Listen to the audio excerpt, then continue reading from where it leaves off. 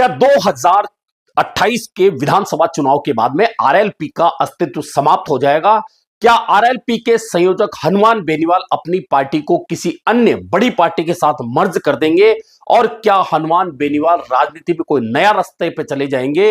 ये तमाम सवाल हैं जो इन दिनों बहुत तेजी के साथ उठ रहे हैं, और उठ इसलिए नहीं रहे कि जनता ये सवाल उठा रही है, बल्कि खुद हनुमान बेनीवाल एक बार नहीं अनेकों बार इस बात का जिक्र कर चुके हैं कि 2028 तक लड़ूंगा और उसके बाद देखूंगा कि राजस्थान की जनता में ताकत होगी तो आगे लड़ाई लड़ूंगा, अन्यथा फिर दूसरा रास्ता देखूंगा। यह चर्चा कई बार खुद हनुमान बेनीवाल कर चुके हैं। और यह चर्चा क्यों कर चुके हैं, क्या इसके पीछे कारण है? क्या हनुमान बेनीवाल अपनी पार्टी के प्रदर्शन से निराश हो चुके हैं और क्या आगे लड़ने की जो उनकी क्षमता है वह कमजोर पड़ रही है? और कमजोर इसलिए पड़ रही है कि उनका साथ देने वालों की संख्या भले ही ज्यादा हो, लेकिन ताकत के साथ लड़ने वाले, उनके साथ खड़े होने वाले की संख्या कम है।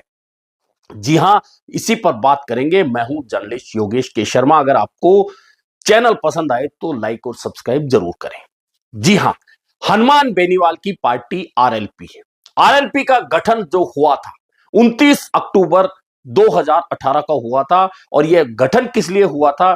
क्योंकि हनुमान बेनीवाल भाजपा के साथ थे, भाजपा के विधायक थे, लेकिन भाजपा के साथ में उनकी पटरी नहीं बैठी और वसुंधरा राजे के साथ में तनाव के चलते उन्हें पहले भाजपा से दूर होना पड़ा और उसके बाद में निर्दलीय के तौर पर वे विधायक तो बन गए, लेकिन अकेले विधायक होकर वे कितनी लड़ाई लड़ पाते। ऐसे में 29 अक्टूबर 2018 को उन्होंने जयपुर की धरती पर आरएलपी पार्टी का गठन किया और चुनाव मैदान में कूद पड़े। चुनाव मैदान में कूद पड़े तो पहला ही चुनाव 2018 का जो था आरएलपी के लिए बहुत शानदार रहा और पहले ही चुनाव में उतरी पार्टी ने 3 विधानसभा सीटों पर जीत दर्ज कर ली। यह किसी भी नई पार्टी के लिए उत्साह का संचार करने के लिए बहुत बड़ी बात होती है कि पार्टी का गठन होने के साथ ही 3 सीटें कोई पार्टी जीत ले। हालांकि हर पार्टी की उम्मीद यह होती कि वह सत्ता में जाए, सत्ता बनाए या इतनी सीटें जरूर जीते कि सत्ता का उथल पुथल हो तो वह उसमें भूमिका निभा पाए। लेकिन हनुमान बेनीवाल 3 सीटें पहली चुनाव में अपनी पार्टी को जीता कर ले आए। इसके बाद लगातार हनुमान बेनीवाल राजस्थान में इस तरह के गठबंधन कभी एनडीए कभी कांग्रेस के साथ करते हुए चले आ रहे हैं। 2 बार वे सांसद बन चुके हैं। दोनों बार, एक बार एनडीए के साथ मिलकर बन गए, एक बार यूपीए के साथ मिलकर बन गए।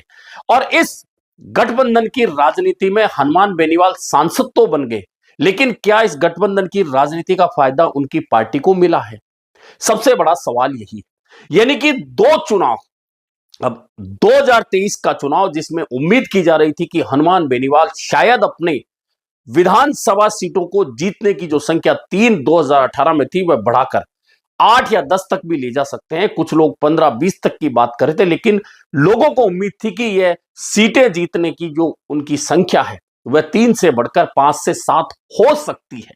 लेकिन ऐसा नहीं हुआ, और ऐसा नहीं हुआ और उससे भी नीचे, यानी कि पार्टी का प्रदर्शन घटकर 1 सीट पर आ गया और खुद हनुमान बेनीवाल खींवसर से चुनाव जीत पाए। यानी कि 2018 में पार्टी बनने पर जो प्रदर्शन आरएलपी का था वह 2023 में नहीं दोहराया जा सका और पार्टी सिर्फ 1 विधायक जिताकर विधानसभा पहुंचा पाई और बाकी तमाम सीटों पर पार्टी चुनाव हार गई।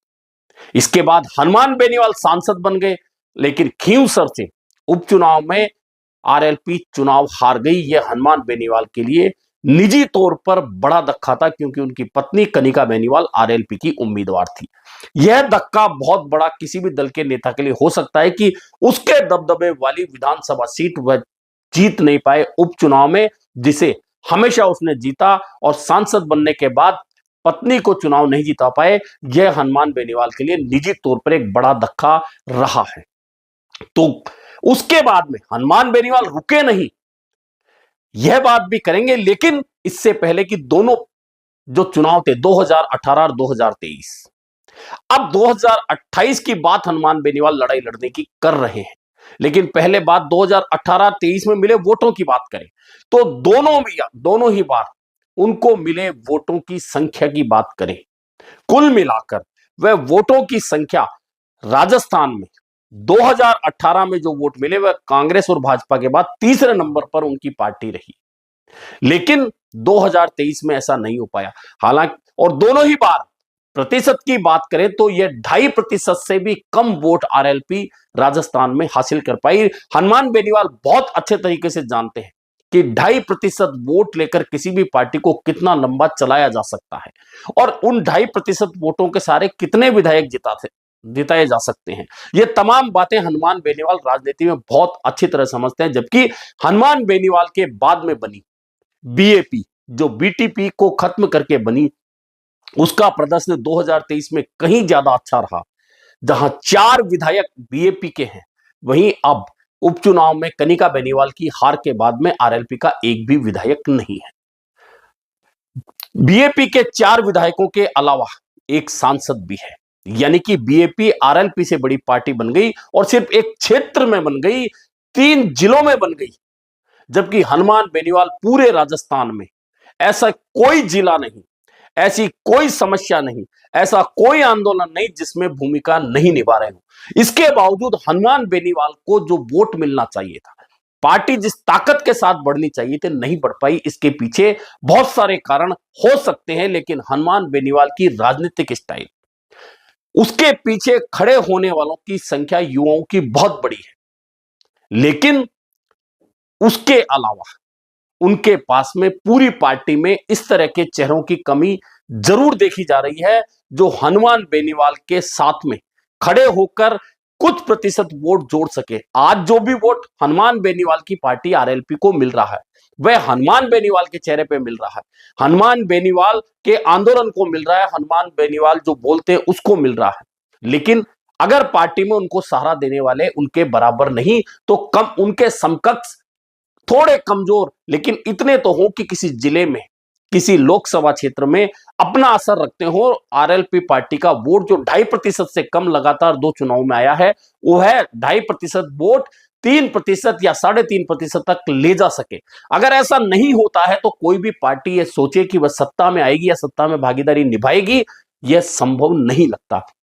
क्योंकि राजस्थान में सत्ता बनाने के लिए, चाहे वह कांग्रेस हो या भाजपा, पिछले आप किसी भी चुनाव का रिकॉर्ड उठा के देख लें, 37% से लेकर 40% तक वोट जिन पार्टियों को मिला है, वे सत्ता बनाने में कामयाब रही है। यानी कि कहां 2.5%, कहां 37 से 40%, इतना बड़ा अंतर पाटना हनुमान बेनीवाल की पार्टी के लिए फिलहाल किसी भी स्थिति में संभव नजर नहीं आता है। अब बात करें गठबंधन हो जाए, तीसरा कोई मोर्चा बन जाए, तो बीएपी के साथ में अगर हनुमान बेनीवाल मिलते हैं तो दोनों पार्टियों को वोट मिलाकर 7% तक जा सकता है। लेकिन बीएपी का आधार सिर्फ वागड़ में है, डूंगरपुर, बांसवाड़ा, प्रतापगढ़, उदयपुर ग्रामीण के अलावा बीएपी थोड़ा बहुत चित्तौड़, थोड़ा बहुत भीलवाड़ा में असर रख सकती है, लेकिन वहां उसके पास वोटों की संख्या वह नहीं है कि वह हार जीत को बदल सके। इसके अलावा बीएपी बहुत ज्यादा लंबी मार नहीं कर सकती। हालांकि आरएलपी के कार्यकर्ताओं की संख्या, आरएलपी के समर्थकों की संख्या राजस्थान के मारवाड़, शेखावाटी, जयपुर अंचल से लेकर टोंक, पूर्वी राजस्थान में टोंक, दौसा, भरतपुर तक भी मिल जाएगी। लेकिन पूरा जो दारोमदार आरएलपी पार्टी का है वह मारवाड़ और शेखावाटी पर टिका है, जयपुर में टिका है।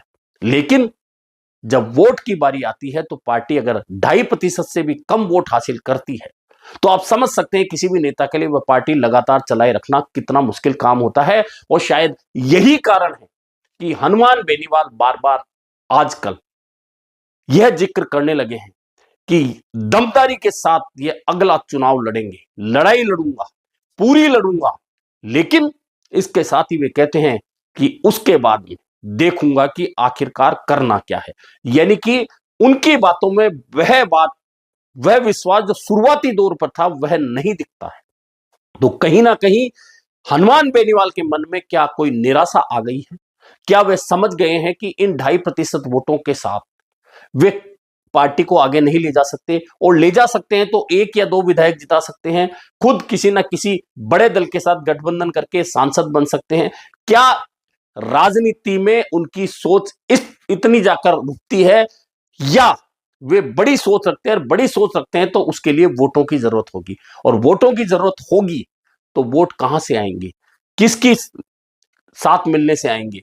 ये तमाम बातें हैं जो इन दिनों गुणा भाग हो रही है। इसलिए हो रही है क्योंकि वर्तमान भाजपा सरकार का आधा कार्यकाल जा चुका है और आधा कार्यकाल जाने के बाद में अब जब किसी भी सरकार का मिड टर्म होता है उसके बाद में अगले चुनाव की तैयारी यानी 2028 के चुनाव की तैयारियों में तमाम दल लग जाते हैं। हनुमान बेनीवाल भी जुट चुके हैं, वे गुना भाग लगाने। बहुत सारे नेताओं का उनकी पार्टी में आना होगा, कुछ नेताओं का जाना होगा, यह हमेशा होता है, लेकिन उनको क्या ऐसे चेहरे मिल पाएंगे जो उनके साथ में समकक्ष खड़े होकर पार्टी के वोटों में ही नहीं बढ़ावा नहीं करें बल्कि विधानसभा की कुछ सीटों को जीतकर और आरएलपी के हाथ में देने की क्षमता रखें। क्या ऐसे नेता आरएलपी के साथ जुट पाएंगे, हनुमान बेनीवाल के साथ जुट पाएंगे?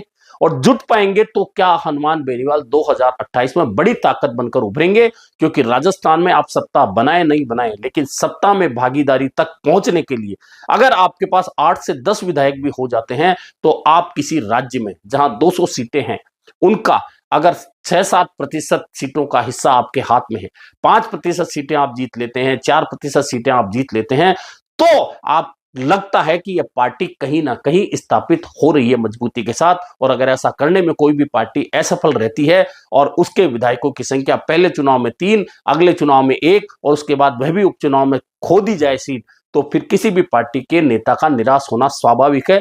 ऐसे में देखना यह है कि अगले 2.5 साल तक हनुमान बेनीवाल अपने कुनबे में, पार्टी के कुनबे में कितना बढ़ोतरी करते हैं और उस बढ़ोतरी के साथ क्या 2028 के चुनाव में वे कोई बड़ा चमत्कार दिखाने में कामयाब होंगे, या फिर जिस तरह से वे कह रहे हैं कि लड़ाई लड़ने के बाद देखूंगा, क्या वैसी लड़ाई लड़ने के बाद उनको सुखद परिणाम नहीं मिलेंगे? तो क्या आरएलपी का भविष्य खत्म करके हनुमान बेनीवाल राजनीति में कोई और रास्ता पकड़ सकते हैं? अभी के लिए इतना ही, फिर मिलेंगे नए मुद्दे पर चर्चा के साथ।